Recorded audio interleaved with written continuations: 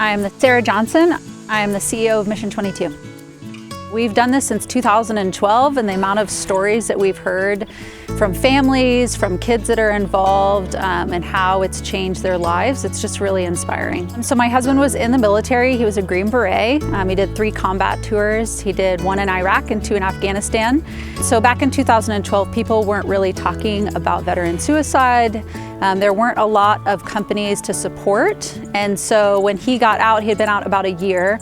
And he had lost a friend that he was really close with to suicide. And he had said, if I don't know about this as a veteran, how can we really expect civilians to know about it? And so he wanted to do something about that. So Mission 22 originally started as Elder Heart Incorporated, and we did large-scale public memorials to kind of create that social impact and get veterans working with their communities.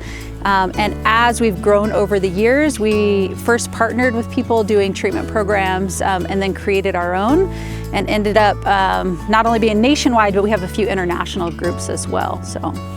So Mission 22, the name originally came from when we first started, the VA did a study on amount of veterans that were lost to suicide each day, and that number was 22. So our mission is to end the 22. My name is Marcus Ferris. I'm the Veteran Wellness Coordinator for Mission 22's Recovery and Resiliency Program. So I work here as a program coordinator for veterans who are working on their own transitions.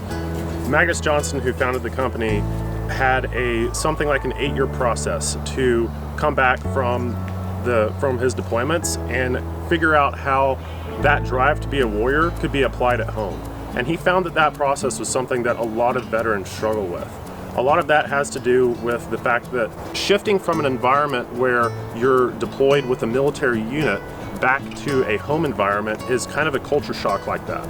You suddenly lose your community that you used to be a part of. You lose what your mission was. In the military, it's very clear about what your purpose is, what your mission is, where you're heading, what you're aiming at. But then when you come home and that mission is gone, then what? So that was why we started. So veterans come back and they struggle with getting involved in their communities.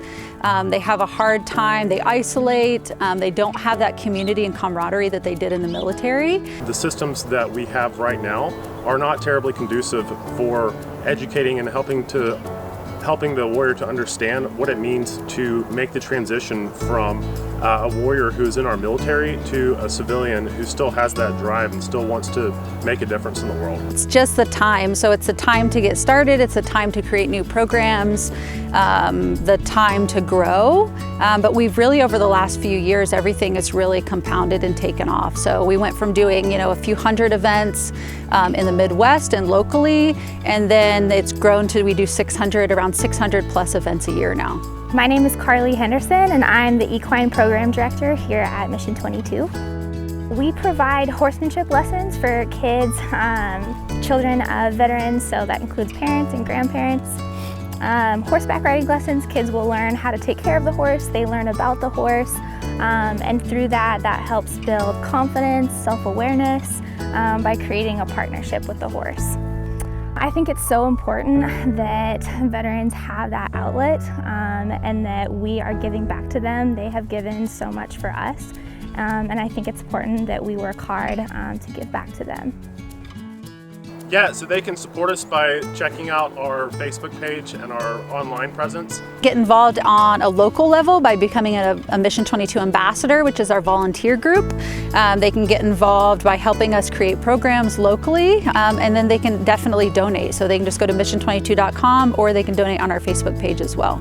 And just sort of spreading the word about what our mission is here, spreading the word about the realities of what it means to grow through trauma, and the realities that there is hope on the other side of hardship.